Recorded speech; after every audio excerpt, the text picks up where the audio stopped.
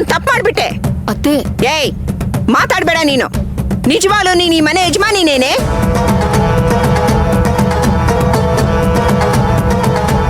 ಈ ಮನೆ ಸೊಸೆಗೆ ಅನ್ಯಾಯ ಆಗ್ತಿದೆ, ಅದು ನಿನ್ ಕಣ್ಣು ಕಾಣಿಸ್ತಾ ಇಲ್ವಾ?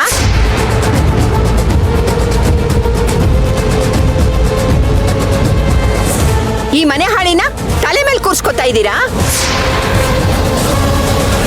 ಯಾರಿಂದ ಈ ಮನೆ ಮಗ ಸೊಸೆಗೆ ಅನ್ಯಾಯ ಆಗ್ತಿದ್ಯೋ ಅವಳ ಕೈಯಿಂದ ಕೇಕ್ ಕಟ್ ಮಾಡಿಸಿ ಬರ್ತ್ಡೇ ಪಾರ್ಟಿ ಮಾಡ್ತಿದ್ದೀರಾ?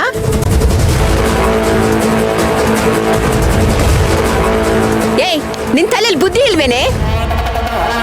ಅಲ್ಲ ಅತ್ತೆ, ಇವತ್ತು ಪಾಪ ನೋಡು, ಅದು ಇಲ್ಲ ಇದು ಇಲ್ಲ. ಇವಳು ಯಾವಳ್ದ ಹುಟ್ಟಾಪನ ನಮ್ಮನೇಲಿ ಮಾಡಿದ್ರೆ ನಮ್ ಸೇವಂತಿ ಮನ್ಸಿಗೆ ನೋವಾಗಲ್ವೇನೆ? ಇದೊಳ್ಳೆ ಕತೆ ಆಯ್ತಲ್ಲ. ನಾನೇನೋ ದೊಡ್ಡ ಅಪರಾಧ ಮಾಡ್ದೆ ಅನ್ನೋ ತರ ಮಾತಾಡ್ತಾ ಇದ್ದೀರಲ್ಲ. ನನ್ ಫ್ರೆಂಡ್ ಮಗಳನ್ನ ಕರ್ಸಿ ಅವಳಿಗೆ ಕೇಕ್ ಕಟ್ ಮಾಡಿಸೋ ಸ್ವಾತಂತ್ರ್ಯನೂ ನನ್ಗಿಲ್ವಾ? ನೋಡ್ ಕಲ್ಪನಾ, ನಿನ್ ಫ್ರೆಂಡ್ ಮಗಳಾಗೆ ಉಳ್ದಿದ್ರೆ ಚೆನ್ನಾಗಿರ್ತಿತ್ತು, ಅನಾಹುತ ಆಗ್ತಿರ್ಲಿಲ್ಲ. ಆಫೀಸ್ ಕೆಲ್ಸಕ್ಕೆ ಅಂತ ಬಂದು ಈ ಮನೆನ ಹಾಳು ಮಾಡ್ತಿದ್ದಾಳೆ.